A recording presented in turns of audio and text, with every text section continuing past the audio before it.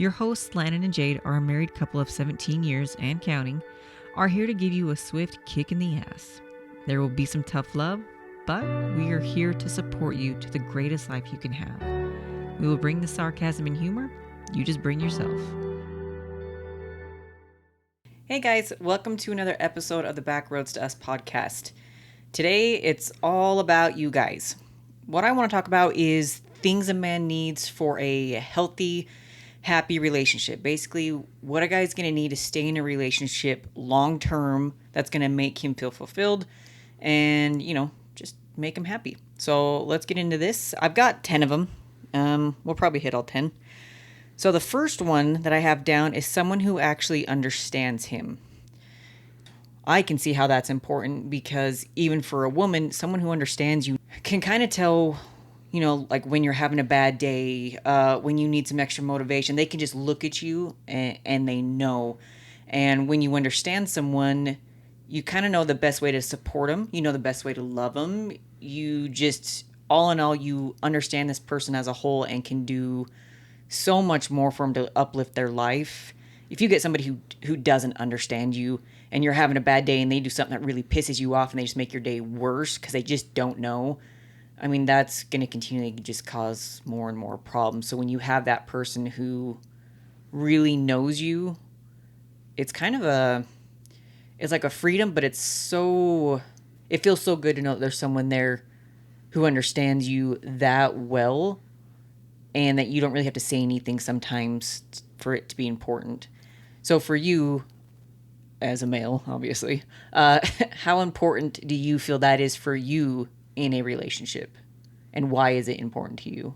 It's important, just because sometimes you just don't feel like talking or you're just in one of those moods that way. And if you're that type of person that understands where, you're coming from or just who that person is, just from being with them long enough that sometimes it just helps where you don't need to have a conversation. You know what kind of mood they're in. Sometimes it's just nice to know that you've put in enough effort to know that you understand or know where I'm coming from and not have to say anything. So there's a lot to be said with the fact that you've put in the effort to understand somebody versus not putting in that effort like you don't care. I mean, it makes it feel like you care a little bit more when you're willing to understand where someone's coming from or just personality, a mood, just whatever it is. I like that. I like how you say it's important. It shows that somebody cared enough to get to know you well enough because people can say that, yeah, I really care. Oh, I understand them, but their actions speak louder than words. So that's actually a really good point. Yeah. I like that. I mean, you can say you care all you want, but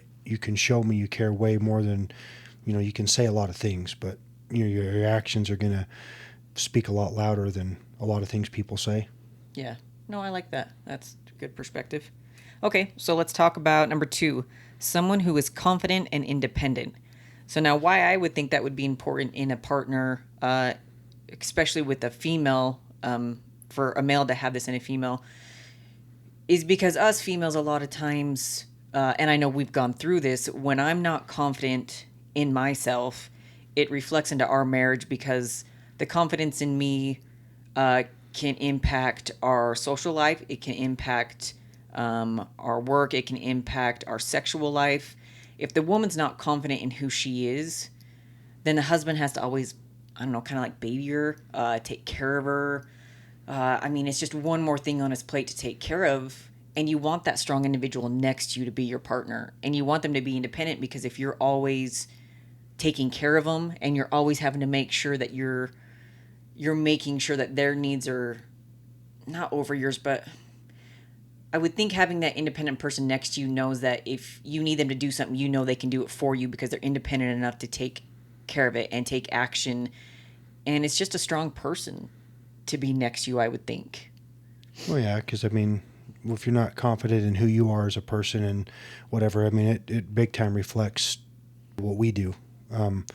Even, like you said, sexual, even just going out, because if you're not confident in how you look and how you feel, you don't want to go out and do things and go to other people's house like for a party or whatever because you're not confident in just how you feel, then that affects us because we do everything together. So being confident in yourself is very beneficial because we go out and do different things or just whatever it is, back we were first married, issues where you weren't confident or just mentally had just things you were trying to work through, it was a lot different because you weren't confident in you. So the more confident you can be in yourself, it definitely helps, marriage in general.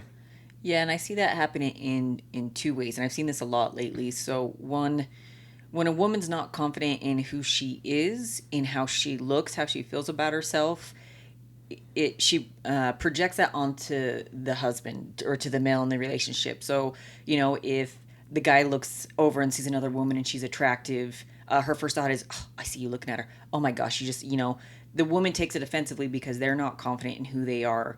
I mean, you get on social media, everyone's half naked all the time. That's just the way it is now. And you see a girl in a two piece, and it pops up on a guy's feed, and it's first thing the woman thinks is, "Oh, you're looking at naked women all the time. How come you're not looking at me?" And you have to understand, ladies, that when you do that, you're pissing the husband off more, aren't you? Because you're not confident. Yeah, it's in not that. like you're deliberately seeking that out, but when something just randomly pops up on your social media feed, like you can't really control what pops up. It's not like you're actively searching it out, but if you're that jealous of what someone else is looking at, then maybe you need to take a look at who you are. You need to become more confident. And if you're not confident in how you look, then change it. Because it's one of those things where you make it feel like that they're seeking something out that they aren't just because of a picture that popped up. Grow up. I feel like it's almost, come on. Yeah, I feel like it's a double standard because men are always have their shirts off all the time, but it's the same thing. It doesn't change whether they're male or I mean, female. and you need to be confident enough the fact that we're like, if you're out to dinner or doing something and you point someone out and says, well, she looks good or that outfit looks good, and I say yes, and you get mad at me, you can bite me. Like, really, like, I mean, if you're going to point it out and you're going to show me and I say yes, like I'm going to be honest about it, and you get mad, I don't care at that point. You've pointed her out, and if you're going to get mad at something you point out, you are deliberately trying to start an argument or a fight because you're pointing something out. You know what my response is going to be, and you already know you're going to be mad at it. You are deliberately starting a fight. So at that point, I don't care, and I'm going to give you my honest answer, which we're comfortable with each other enough that just because someone's out and like say I look at some other woman and it's like, oh yeah, she's pretty, you don't take offense to it because you probably think she's pretty too. And it's like, that's where the conversation went. It's not going any further. We're not chasing her down to seek her out. It's, yeah, she's pretty. Okay, end of story. And it ends there. You pull a picture up on Instagram, hey, this swimsuit looks good. And you're not offended by it because it's like, okay, maybe you buy the same swimsuit, it looks good, whatever. It's like, it's not an offense like, well, how come you're looking at that person? Even if you are. It's a picture. You're not seeking that person out. You don't have her phone number. You're not talking to her. Like, what does it matter? Like, women do the same thing. They look at men or whatever, and if they're attractive, like, are you going to get offended because you think they're good looking? I mean, it's time to maybe grow up. Are you still 12? Why can't you appreciate, and ladies, why can't you appreciate another woman? Like, how would you feel if a woman did that and you were the other woman that they were pointing out saying, oh, she looks good, and then it starts an argument with somebody else? I enjoy when we see another woman and I'm like, damn, she's hot. But you see it a lot as a double standard too. Like, a lot of women get mad at their boyfriend or husband because of this, but they do the same thing, but it's okay for them, but not okay for the husband. Like, it just, I don't like that. I don't get that. That's never something I've been okay with. If someone is decently looking, we both look okay, great, end of story. But I mean, like I said, you're not actively seeking out to have a physical contact with this person. You're appreciating their appearance. Cool. Okay, well, but if you're that uncomfortable with yourself that you think that person looks so much better than you do, and that your boyfriend or husband is trying to go be with someone like that and not you, then change your appearance. Fix whatever's wrong with you that you think is wrong with you, because in all reality, your husband or boyfriend may not think there's anything wrong with you. It's all in your own head. Yeah. You're causing your own issue. So whatever the issue is that's in your head, you need to fix it. Whether you don't think you look good enough, whether you don't think you're in good enough shape, whatever, you need to get over it or fix it. Yeah. Because your husband may not think that, and you're putting these ideas in your head that aren't in his. You're projecting things, your own insecurities on him. Yeah, and another way I see it is when a woman is independent. Like if we go to someone's house, or you go to a party, or you go out. If you go out and your wife is glued to your side the entire time, and you go to someone's house and it's like she won't detach from you. She won't go and mingle with everybody else.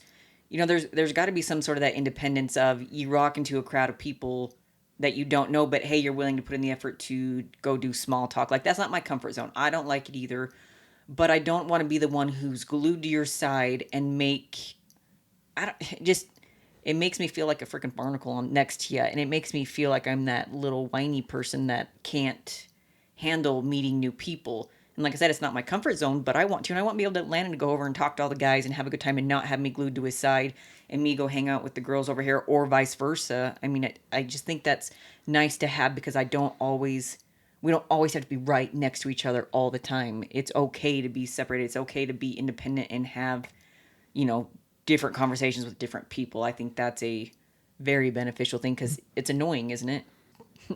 Well, yeah, everybody's got to have their time to do what they want to do or independent conversation. And you got to have enough confidence in yourself to know that you don't have to have someone right there to make you feel confident. You can do that on your own. Mm-hmm. Yeah. Even when you're in the same room, you don't have to be in the same conversation together. Okay. So number 3, someone with a great sense of humor. I think it's kind of self-explanatory, but for me, how I see it is I can't imagine a husband wanting to come home to a wife and her just being in a bad mood 24/7. You try to crack a joke to make things a little bit easier. She can't do that.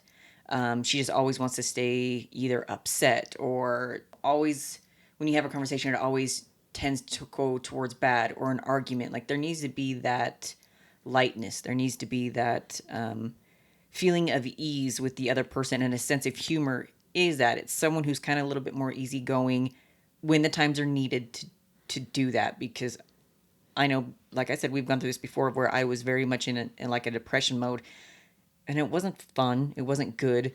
We definitely are able to get through our days better if we have a sense of humor. If we can joke with each other, it makes our bond better, I think. Well, yeah, because that,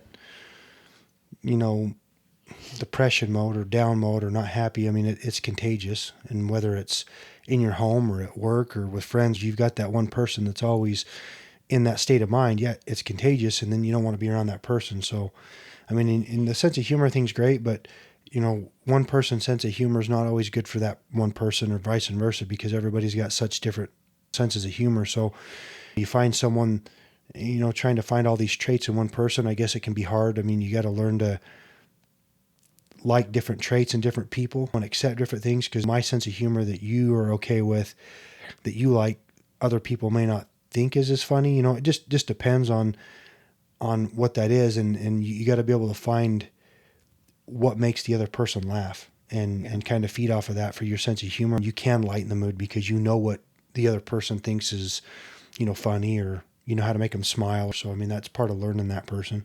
I definitely think the sense of humor part, like you said, is helping make the other person smile when they're having a bad day. It's just being able to bring that, like I said, the lightness to the day, to the moment. Okay, this one, again, pretty self-explanatory, but ladies, it is the truth. They want someone who is attractive.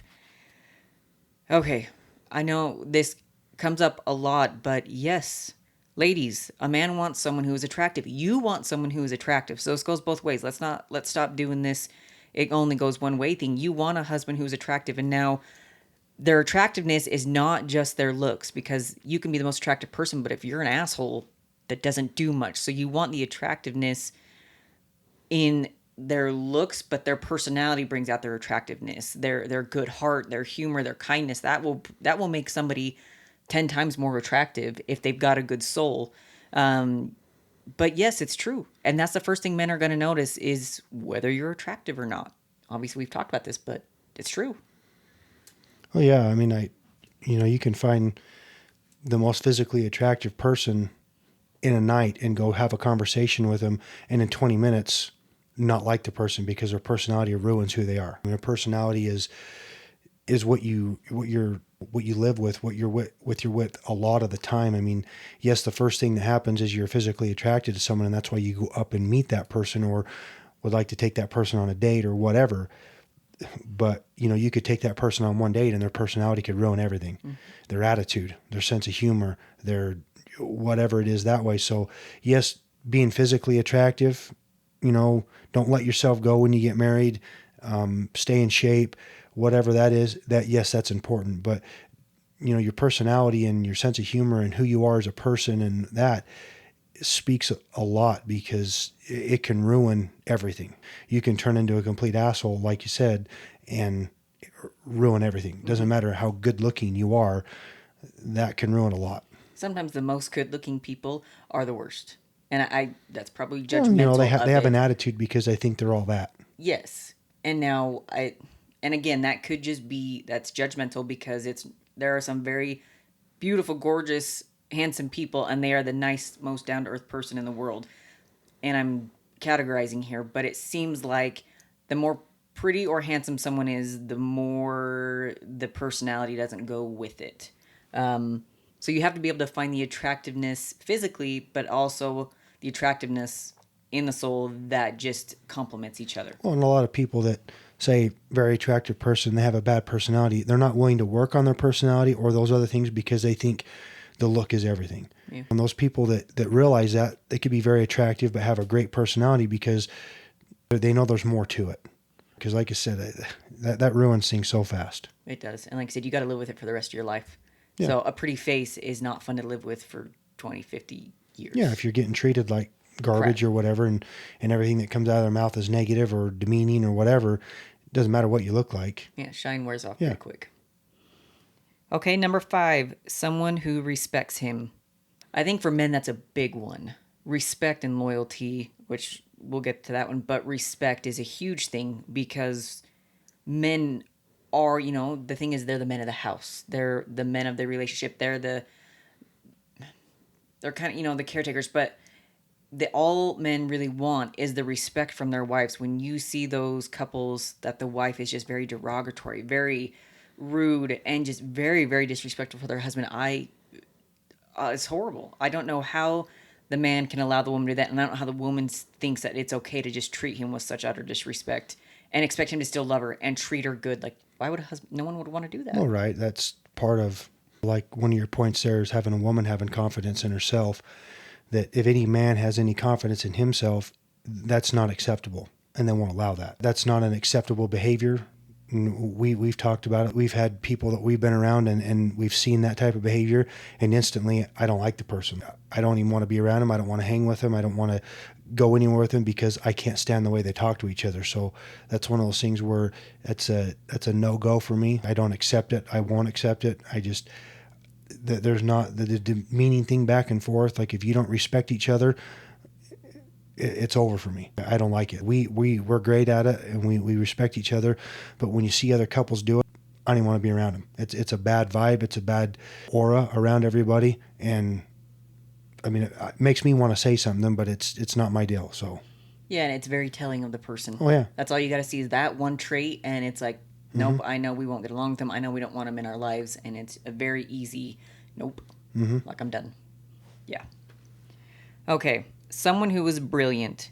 Now, brilliant, I don't mean like super Einstein. I don't mean top of the class. I mean someone who is knowledgeable, kind of all the way around, is smart. I would say, just in the main things of life. Someone who actually wants to learn, who does learn, who retains information. Everyone's going to have the women are always going to have their blonde moments. We're going to have our ditziness. Men will sometimes too.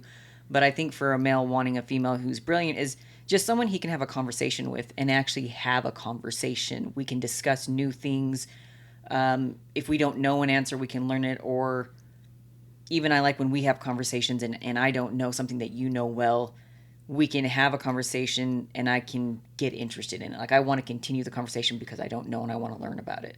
Yeah, and that willingness to learn is important, just because I think when we're interested in something and learning something, we both take that to heart and try to get better at whatever it is, whatever it's, business or fitness or, just whatever we're doing, or like we're learning a new sport or something, or trying to learn the rules to that willingness to be a smart and, a person that's eager to learn new things. If one person is and one person isn't, who does the husband or the spouse talk to? Yeah, that's true. Who do they learn that with? Because like with us, we do everything together, so it's good to have that person that, if we're going to do something new, we talk to each other about it and we learn as much as we can about it together because we want to do something that benefits the both of us and not just one of us. Yeah, and me, I just like the fact of I don't want to feel stupid or look stupid when I'm trying to have a conversation about something, or even like when we got into hockey and I had to learn all the rules and I had to learn the players' names because I wanted to be able to fully appreciate the sport and going to it, and I really wanted to understand it, because not understanding it, sure, you still have a good time, but I just enjoy learning it. And so when we talk, we can actually understand what the heck we're saying. But it took us a bit to learn everything. It's a new sport, or if it's a new, we listen to somebody else's podcast or a book and it's something we haven't really heard much about. It's nice that I can ask the question enough to say, well, I don't know, but we can figure it out. Let's find out what that means. I enjoy the fact that we can do that back and forth of, well, I don't know, but let's look into it. Or if you know and I don't know, it doesn't make one or the other feel stupid. Yeah. Like, you don't get yelled at for, well, how the hell don't you know that? Mm-hmm. Someone who is modest. Now, I think modest can be, obviously, the first thing you think of is clothing, how they dress. And I think modest can be in the way you talk or the way that you are with the other sex.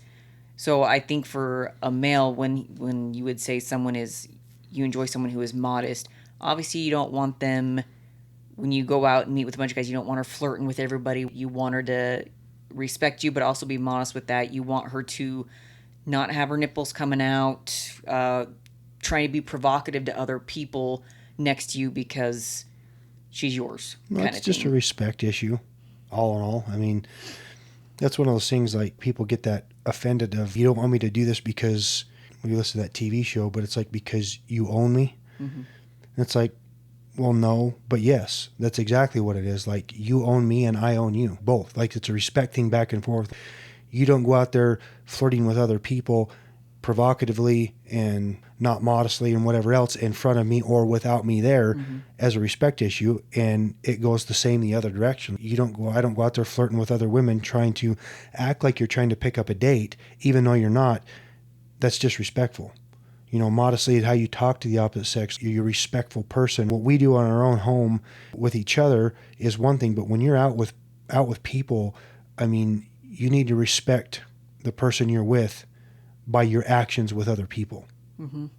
Yeah, and I think if the level of it is between you and your husband, it's going to change per relationship, because maybe you two are more okay with one way or the other. Well, even with dressing, if you dress a little bit more, I would say sexy, more lower cut, as long as your husband says, yes, I like that, yes, you look good. Right, but if you're dressing that way and you're not walking up to people, trying to provoke them or trying to flaunt what you have and get their attention, whatever. Dress how you want. Mm-hmm. But if you're dressing like that to purposely get attention from other people and trying to provoke something, then that's not respectful. Yeah. You know, I mean, if you dress like that, yes, people are going to look at you. That's just the way it is. I mean, it happens. It's part of the attractiveness. Whatever. So, but if you're not trying to get the attention and egging it on and over there talking with the people and acting like you're trying to, say you're at a club and dancing with other guys trying to get that attention, then you dress how you want. If you're just dressing that way for your husband or your partner, and that's the attention that you're looking for and other people are looking at you, whatever, you can't prevent people from looking. That's just the same thing like with the social media thing. Picture pops up on your phone, like, you can't help what pops up. So if you want to dress that way, fine. Someone looks at you, but if you're not provoking the attention then whatever. Yeah, because that's part of the women being confident in themselves. Right. Is they're going to wear things in that way. But you're right. There's a level of it, and then you can exceed that level of where it gets inappropriate with other people. Yeah, and I think, like you said, that all depends on what I'm okay with. Yeah. What that other person is okay with. I don't know. You might be a swinger for all hell I know, and you both are okay with that, and that's what you're trying to do. Then so whatever, as long as you're in agreement. If that's what you're doing, I really don't care. That's what you're doing. What you do in your own home's your business. I don't care. But different couples are going to have different parts of life that they're going with, they're trying to do, so there's going to be different levels of this between different couples and what they deem okay and what they don't. Yeah, different tribes, different vibes. Whatever. And I think as the couple, if you see another couple like that, you also have to have a little bit of respect for them. Allow them. You may not agree with it, but let them do their own thing. But I It mean, doesn't. if that other couple's okay with it and that person comes up to you and they're that way, you can talk to them and be nice, but you don't have to feed into it Yeah. and feed and provoke it with them. Yeah, but It's easy enough. don't be rude about it. Just whatever. I mean, because it doesn't affect you. Most of it shouldn't affect you. All right, and this kind of goes along with it, but someone who will be good in bed. I think that's kind of obvious, but if you're going to have sex with this person for the rest of your life, you want someone who is good in bed, and that is good sexual chemistry. And that chemistry comes from you guys being intimate physically and emotionally, because I think sex isn't just physical, it's also emotional. So if you two don't connect that way, I don't think your intimacy is going to be good for you. All of it has to tie into it. You have to, both of you have to be in your good mental state. And you both have to be attracted to each other. So all of the things you're talking about have to jive together in order to make that work. You know, your personality, everything. Because if your personality is bad and I don't want to be around you, I don't like the way your vibe is, why would we want to have sex? Mm-hmm. You know, or if you're not physically attracted to the person. So a lot of this stuff all ties together to that. And if that's not there, then you got to fix something. Everybody wants to be with someone that's good sexually. I mean, Yeah. why wouldn't you? I mean, there's not a lot to say, I guess, to that other than the fact that, yes, it's true. I mean, but all of these other things have to tie in to make that happen, because you're not going to want to have sex with somebody that you're not physically attracted to or mentally attracted to, or isn't always in a bad mood, or say if you don't feel good about yourself and you're always complaining about yourself, why do I want to do that with you? And vice versa. You know, you got to be confident in yourself, which attracts me to you. Yeah, and I think part of that is when you want someone who's good in bed, you also have to understand if you're in a relationship, that good in bed is going to change as your relationship changes. Maybe you get more comfortable with each other and you explore new things, or maybe you learn each other better, but that good in bed won't always be the same. I think you have to have this connection to be able to know that that might change. The way that it changes in your life, I think that's part of the understanding your partner is it's okay to do that, and it having the trust in the other person to maybe explore new things and not feeling. I also see a lot of these people talking on Instagram of people that they say you have to understand it is okay to have sex with your husband or wife. Like, because some people, they act like it's a no-go, or like you're only doing this to have kids. Whatever the situation is, why aren't you? Why are you married then? Why don't you just be roommates? Yeah, I wouldn't want to be married to you without having sex. Like, I mean, I like you, but Yeah. I like the other stuff too. That's part of it. Well, and it makes your connection stronger. Yeah. It really does. That's how, and for males, a lot, that's how they receive their affection and their love is through sex. I feel like women are more words and men are more physical. Well, With I mean, that. with us, definitely, yeah. Yeah. Maybe it's not all men, but definitely your personality is that way. And again, that's something we had to learn. Number 9, someone who will stand by him always. I would imagine for you that would be because every person's going to go through ups and downs. They're going to go through good times and bad times in themselves, in their marriage. And they're probably going to grow and try to find themselves. So you want that person that travels with you through that the whole time. Doesn't just when you get it down, you go, oh, I'm done. Oh, that's too much for me. When he gets this way, I can't handle it. I don't think it's going to work. And that happens a lot in relationships, and that's why they end. But when you get married, it's to stick it out through it all, the ups and the downs. Yeah, I mean, not every person is going to have that up moment 100% of the time. But it's guaranteed you will have a down moment or down period of time. So if you're not with someone that's going to stick behind you or stick with you, even in decisions you make and whatever's going on, what's the point of having that person with you? I mean, I don't want someone there that's not going to have your back. You know, even little decisions. If I make a decision and you're not there, and it happens to do with something in my personal life or your personal life or whatever decision, like, you got my back. If you're doing something and you're going to make a decision, no matter what anybody else is going to think about it outside of our relationship and our house, I don't care. I got your back, and I hope you got it the same way. And that's part of the point of having a husband or a wife is when you make a decision, we made the decision. I got your back. And most of those, a lot of those decisions, yeah, we need to talk about before and we make it. And if we're talking about a decision that I'm going to do, and it's more 80% me and 20% you, that no matter what, if we've agreed upon it, now we've agreed upon it, you got my back no matter what happens.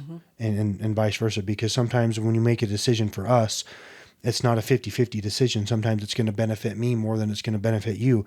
But if you agree to it, that means you got my back. Yeah. And it feels good. It feels good knowing that that person has your back all the time. Like I know the one person for everything, the one person I don't have to worry about is my husband. He will always be my number one fan, my number one supporter, my number one critic, my number one best friend will always be my husband. And I love that feeling to know I have that one person. I have that one, because friends will come and go, work relationships, friendship, everything will come and go. But as long as you do all these things and stick it out and work through them, you will always have that one person with you. And the last one, someone who will remain loyal. I think that's kind of the whole stand by him the whole time, but you want someone that you can trust to be loyal to you. Loyal, I could say, would be in not getting a relationship with somebody else. Loyal as in not talking behind your back to other people. Loyal as always thinking of you and not just themselves, not being selfish and only thinking about them. So I would assume loyalty is a large thing in a relationship with. Oh yeah. I mean, anymore, it doesn't matter where you are on the internet, social media, everywhere. You always hear about people not being faithful or not being loyal or having an affair. And that loyalty speaks volumes as to who you are as a person. So being able to trust that person, I mean, that's, it takes a long time to trust a person to that.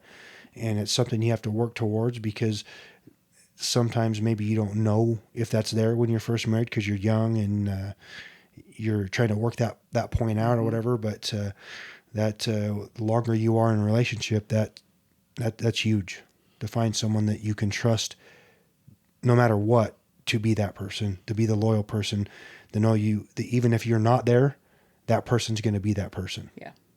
Yeah, and I think loyalty can also go for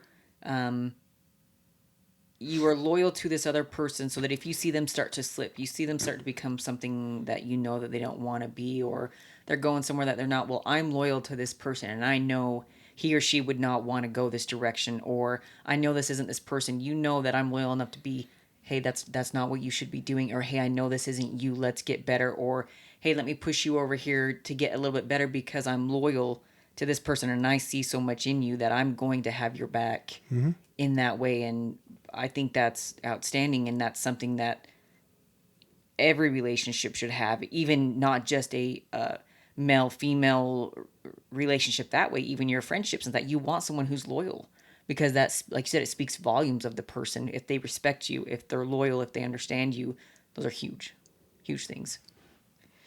Do you think any of these are more important than the other? Do you feel like there's one that's like your number one, like that's the one I would say I have to have, or?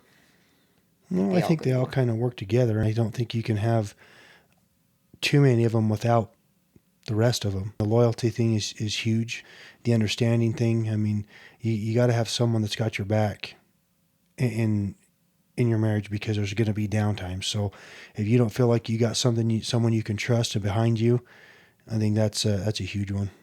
Anything you feel like we missed? Any large ones? Like you said, there's little ones that go into all of these, but oh yeah, I mean, I think that 10's pretty good. Yeah, I think so too. I think it kind of covers a lot of the bases, and we say it's the things a man needs. I think for a female, I think a lot of this goes into it too. I know our list would be a little bit different, but the main ones I feel would be the same. I feel like the values in a relationship should be the same in the large things, but there's gonna be little things that are a little bit different.